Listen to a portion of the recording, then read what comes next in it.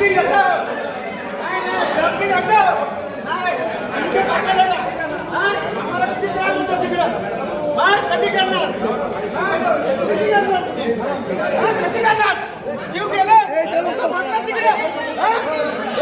त्रास होत आहे मला कुणाला समजत नाही. महापौर मॅडम निघून गेले काय बोलली का ती बोलायला पाहिजे ना तिने. नाही बोलली मॅडम आमची लोकांची लोकांना किती त्रास होत आहे मला कुणाला समजत नाही. महापौर मॅडम निघून गेले काय बोलली का ती बोलायला पाहिजे ना तिने. नाही बोलली मॅडम आमची लोक तिथे मारतात. कोण बोलणार याच्या शब्दाने मी बोलली ना मॅडम. किती दिवस झाले आम्हाला लोक मारतात तिकडं. आमच्या वाड्यातली लोक मारतात तिकडे पण बोलतात किती त्रास होतो किती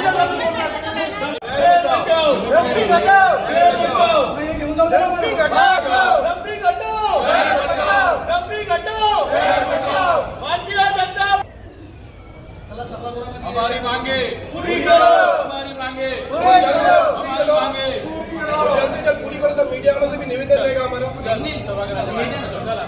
शेर बचाओ, डंपिंग हटाओ, शेर बचाओ, डंपिंग हटाओ, शेर बचाओ, डंपिंग हटाओ, शेर बचाओ, डंपिंग हटाओ, शेर बचाओ, डंपिंग हटाओ, शेर बचाओ, डंपिंग हटाओ.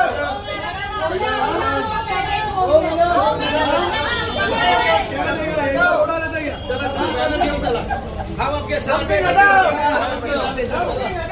शेर बचाओ, शेर बचाओ.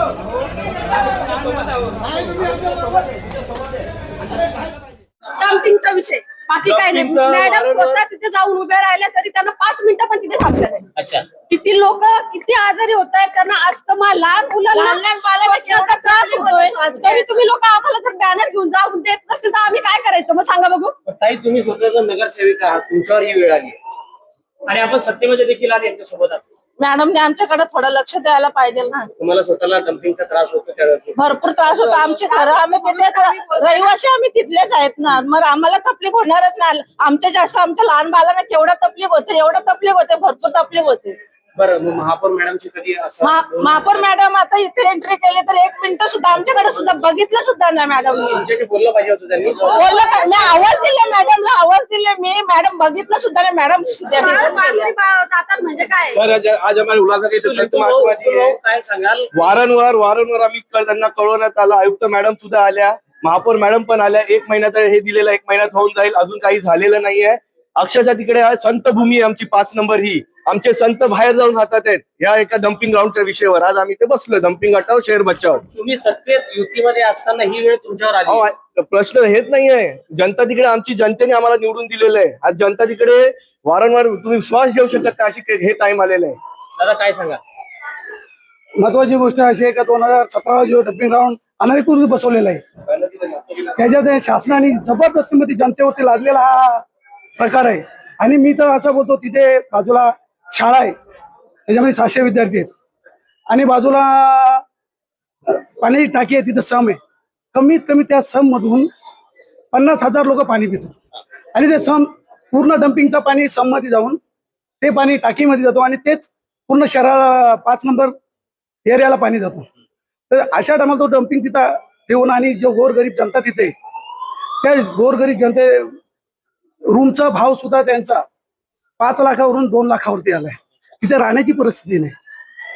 पब्लिक काय करणार. पब्लिक आम्हाला रोजच्या रोज विचारते.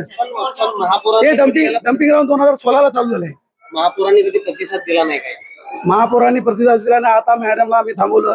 मॅडम तुम्ही याच्याविषयी बोला.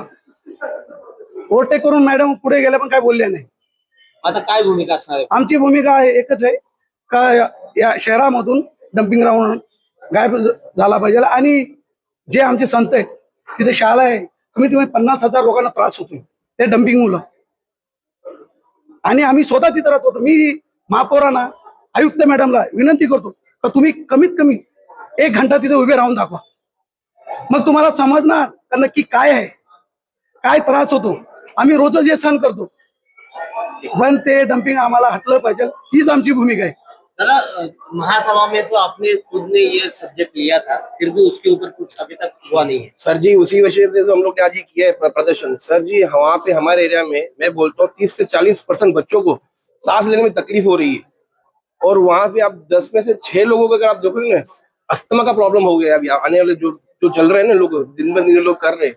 इस वजह से हम लोग ने आज पब्लिक का इतना, पब्लिक वहाँ पे इतनी परेशान हो गई, इन लोग से इतनी परेशान हो गई, तो इस वजह से हम लोग ने आज अपना प्रदर्शन करेंगे कि वहां से जल्दी से डंपिंग ग्राउंड हटाया जाए। अगर नहीं हटा, महापौर ने या प्रशासन ने कुछ उचित आपको उत्तर नहीं दिया, तो आगे की तो ये भूमिका क्या प्रदर्शन फिर से कंटिन्यू रहेगा। नाही, जर असं झालं तर आम्ही 6 नगरसेवक तिथे उपोषणाला बसणार जोपर्यंत आम्हाला पुरावा भेटत नाही का हा डम्पिंग किती दिवसामध्ये हटणार, तरच आम्ही ते उपोषण सोडू. आहे? आता सत्ताधारी पक्षातील किंवा सत्ताधारी पक्षातील नगरसेवकांची ही अवस्था असेल तर नागरिकांनी काय नाही, करायचं? आम्हाला सत्ताधारी मध्ये हे नाही बा, आम्हाला पब्लिकसाठी आम्ही करतो. सत्ता वेगळा विषय आहे आणि आम्ही स्वतः पब्लिकने आम्हाला निवडून दिलंय. आम्ही त्यांना आश्वासन दिलंय का हे डम्पिंग आम्ही हटवणार. तर या कारणास्तव आम्ही ते उपोषण तिथे बसणार. काही दिवसामध्ये आम्ही 6 नगरसेवक तिथे उपोषणाला बसणार आहे. महायुतीमध्ये दोघेही पक्ष वेगवेगळे लढले होते. काही कारणामुळे तुम्ही एकत्र आलात, त्याच्यामुळे तुमचा प्रश्न पुढे जात नाहीये. नाही, आम्हाला प्रशासनाचे आम्हाला हे नाही. आम्हाला आमच्या वार्डमध्ये जे लोक आहेत, जी पब्लिक आहे, आम्ही त्या पब्लिकसाठी करतो, व्यापाऱ्यांसाठी करतो, शाळेच्या मुलांसाठी करतो, नागरिकांसाठी करतो. त्यासाठी आम्हाला ज्या नागरिकांनी आम्हाला निवडून दिलो आम्ही त्या पब्लिकसाठी करतो. 18 मार्चला एक तुम्ही निवेदन लेटर दिलं होतं की महासभेमध्ये हा विषय आला पाहिजे. आजच्या महासभेत तो विषय घेतलाय का? एवढा गंभीर असताना हा प्रश्न? हा विषय आजच्या महासभेमध्ये घेतलेला नाही. त्या अनुषंगाने हे आमचं आंदोलन आहे. घेतला नाही म्हणून. घेतला नाही म्हणून हे आंदोलन आहे. ये बहुत प्रसिद्ध महाराज है हमारे अपना स्वामी शांति प्रकाश जी की, जयप्रकाश जी की, उनकी भी बहुत तबियत खराब है। आज स्वास्थ्य की वजह से उनको डॉक्टरों ने मना किया है, बेउलासना में आप मत जाइए। सोचिए कितनी हालत खराब है हमारे 5 नंबर में डंपिंग ग्राउंड की वजह से। मैं आप सबसे निवेदन करूंगा कि आप लोग भी हमारी हेल्प करें और जल्द से जल्द वहाँ पे डंपिंग ग्राउंड हटाए। Thank you.